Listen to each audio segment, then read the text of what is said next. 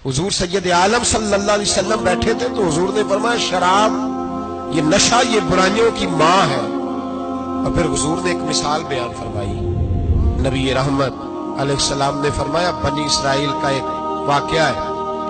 एक खूबसूरत जवान था, एक औरत का दिल आ गया उस पर। ये याद रख लें, हम लड़कों को मना करते रहते हैं, लेकिन हमें घर की बच्चियों पर भी तवज्जो देनी होगी, हमें उनके खून पर भी निगरानी करनी होगी। औरत का दिल आ गया तो नबी पाक अलैहिस्सलातु सलाम फरमाते उसने कोई बहाना लगाया, किसी को कहा कि उस नौजवान को बुला के लाओ, उसके कहो कि हमने कोई गवाही लेनी है तुझसे। वो नौजवान आया, एक कमरे में दाखिल हुआ तो अगले कमरे में ले गए, वहां दाखिल हुआ तो उससे अगले कमरे में ले गई, वो दाखिल हुआ तो इसी तरह 7 मुकम्मल कमरों में ले गई।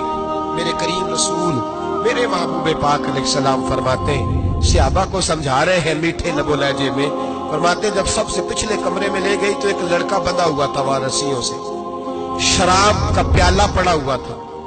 बीबी कहने लगी कोई गवाही शवाही नहीं लेनी, तुझे इसलिए बुलाया है कि तेरे ऊपर दिल आ गया है, अब मेरे साथ मुंह काला कर।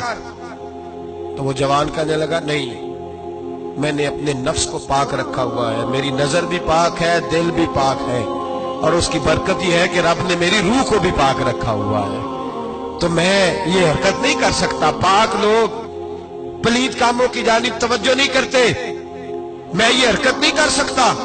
कहने लगी चल फिर इसको कत्ल कर, इसको मैंने बांधा हुआ। उसने कहा मैं कत्ल क्यों करूं, मेरी क्या दुश्मनी है। कहा फिर शराब पियो, कहा मैं शराब भी नहीं पीता।